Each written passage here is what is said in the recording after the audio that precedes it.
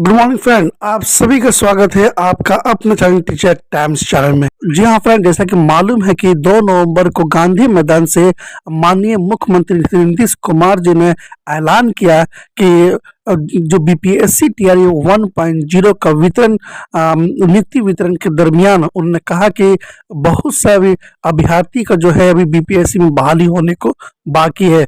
बहुत जल्द जो है बीपीएससी टीआरई 2.0 की बहाली होगी। जी हाँ फ्रेंड, ऐसे अभ्यर्थी जो चाहते हैं कि बीपीएससी टीआरई 2.0 में अपना करियर बनाकर बिहार के एक शिक्षक बन सके, तो उनके लिए एक वीडियो है। क्योंकि यहाँ पर जो है बीपीएससी के चेयरमैन अतुल प्रसाद जी है बीपीएससी टीआरई 2.0 की पूरी जानकारी दे रहे हैं। जी हाँ फ्रेंड, अगर आप एक शिक्षक बनना चाहते हैं तो आप ये नोटिफिकेशन सुने, क्या क्या बदलाव किए हैं, पूरी जानकारी दे रहे हैं। अगर आप हमारे चैनल में पहली बार विजिट कर रहे हैं तो हमारे चैनल को सब्सक्राइब कर बेल आइकन दबा दें। जी हाँ फ्रेंड, देखिए 2 तरह के शिक्षकों का बहाली करना है। एक तो शिक्षा विभाग द्वारा प्राप्त याचिका और दूसरी जो है अत्यंत पिछड़ा अत्यंत पिछड़ा कल्याण विभाग द्वारा जो है और याचिका प्राप्त हुई है। इन दोनों का जो है एग्जाम का नेचर एक ही है, इसलिए दोनों को एक में मिला दिया गया और दोनों को साथ ही बहाली की जाएगी, दोनों को साथ ही एग्जाम होगी। जी हाँ फ्रेंड, मध्य विद्यालय के लिए जो 6 से 8 तक के लिए विद्यालय अध्यापक की नियुक्ति होगी, उसकी कुल संख्या है 16,140। माध्यमिक विद्यालय वर्ग 9-10 के विशेष विद्यालय अध्यापकों के लिए उसकी कुल संख्या है 270। दूसरा है माध्यमिक विद्यालय 9-10 के लिए विद्यालय अध्यापकों के लिए कुल पद है 18,877। उच्च माध्यमिक वर्ग 11-12 तक के विद्यालय अध्यापकों के लिए कुल पद है 18,577। इसी तरह पिछड़ा वर्ग एवं अति पिछड़ा वर्ग कल्याण विभाग के अंतर्गत जो वैकेंसी प्राप्त हुई है, उसमें प्रारंभिक शिक्षक प्रशिक्षित होंगे 6 से 8 तक के लिए, उसमें कुल पदों की संख्या है 234। माध्यमिक शिक्षक स्नातक प्रशिक्षित टीजीटी जिसको कहते हैं 9-10 के लिए, उसकी कुल संख्या है 248। उच्च माध्यमिक स्नातकोत्तर पीजीटी जो पोस्ट ग्रेजुएट टीचर होते हैं 11-12 के लिए, उनकी संख्या कुल है 403। और प्रधानाध्यापकों के लिए भी पद प्राप्त हुआ है 31। इसकी परीक्षा एक साथ होगी अलग अलग कैटेगरी में। परीक्षा जो होगा वो 2.5 घंटे का होगा और एक ही सब्जेक्ट होगा, मतलब एक ही एग्ज़ाम होगा, जिसमें भाग 1 में होगा भाषा जो क्वालिफाइंग नेचर का होगा, उसकी संख्या 30 नंबर का 30 सवाल होगा। सामान्य अध्ययन भाग 2 होगा, वो 40 नंबर का होगा। और विषय जिस विषय के वो शिक्षक बनेंगे उस विषय से सवाल 80 नंबर का होगा भाग 3 में।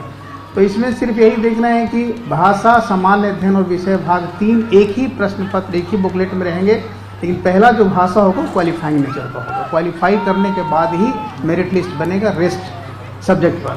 बहुत इसमें क्लियर कर देना है। पिछले बार जो एग्जाम हुआ था प्रथम चरण में, उसमें भाषा की परीक्षा अलग से हुई थी, हालांकि वो भी क्वालिफाइंग नेचर का ही था, लेकिन उसका पेपर अलग था। इस बार एक ही बुकलेट में सम्मिलित कर दिया गया। टोटल टाइमिंग पहले 2 घंटा था, इस बार 2.5 घंटा कर दिया गया। ऑनलाइन आवेदन पत्र भरने की जो संबंधित तिथि है, निबंधन एवं भुगतान प्रारंभ करने की तिथि 5/11 से 14/11 कल से शुरू होगा।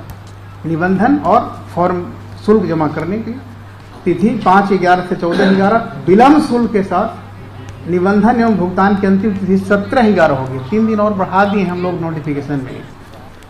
ऑनलाइन आवेदन प्रारंभ करने की तिथि 10/11/2023। मतलब ये फॉर्म रजिस्ट्रेशन शुरू होगा, लेकिन फॉर्म भरने का जो एक्चुअल होगा वो 10/11 से सिस्टम ऑन हो जाएगा ऑनलाइन। टीआरई 1 में जो भी हम लोगों ने अनुभव किया और उसमें जो भी अभ्यर्थियों को भी समस्याएं हुई, उन सबको ध्यान में रखते हुए हम लोगों ने कुछ सुधार और कुछ परिवर्तन किए हैं। इसमें पहला सुधार तो ये हुआ कि जो परीक्षा 2 दिन हो रही थी पहले, उस परीक्षा को हम लोगों ने एक ही दिन कर दिया, ताकि लोगों को अनावश्यक एक दिन नाइट हॉल्ट यहाँ न करना पड़े। काफ़ी लोगों को पिछले बार कठिनाई हुई थी इसके कारण से, तो एक ही दिन की परीक्षा हम लोगों ने बना दिया है। इसीलिए हम लोगों ने वो जो क्वालिफाइंग वाला जो क्वेश्चन है वो घटा करके उसको हम लोगों को 30 कर दिया है और 30 इसी में जोड़ दिया है। मतलब अब टोटल क्वेश्चंस हो जाएंगे 150, जिसमें से 30 रहेंगे क्वालिफाइंग नेचर के, और वो भाग 1 होगा। भाग 2 होगा वही फिर से 40 और 80 का, जैसे पिछले बार था। ब्रेकर इस तरह से रहेगा कि चूंकि भाषा वाला तो 30 नंबर वैसे भी क्वालिफाइंग नेचर का मेधा में नहीं जुट रहा है, इसलिए टोटल फुल मार्क्स पे 120 नंबर ही होंगे जो भाग 2 और भाग 3 को जोड़ करके होगा। उसके बाद जब इसमें जब टाई हो जाएगा तो फिर हम मेन पेपर का जो प्राप्तांक होगा भाग 3 का जो होगा उसका जिसका ज़्यादा होगा उससे हम वो टाई ब्रेकर बनाएंगे, और अगर वो भी अगर बराबर हो गया तो फिर दूसरा टाई ब्रेकर फिर बनेगा जो भाषा जो क्वालिफाइंग नेचर का है उसमें जिसको ज़्यादा नंबर आएगा वो सेकंड टाई ब्रेकर पॉइंट बनेगा, और उसके बाद फिर तब डेट ऑफ बर्थ और तब फिर अल्फ़ाबेटिकल ऑर्डर में नाम। तो इससे क्या होगा कि मेधा को हम लोग ज़्यादा मतलब तरजीह दे रहे हैं, ज़्यादा प्रायोरिटी दे रहे हैं। इसके अलावा जो क्वालिफाइंग का जो 30% जैसे उसका पास मार्क्स रहेगा वो यथावत रहेगा, और विद इन दैट 30 जो है क्वेश्चन जो होगा उसके अंदर 8 क्वेश्चंस जो रहेंगे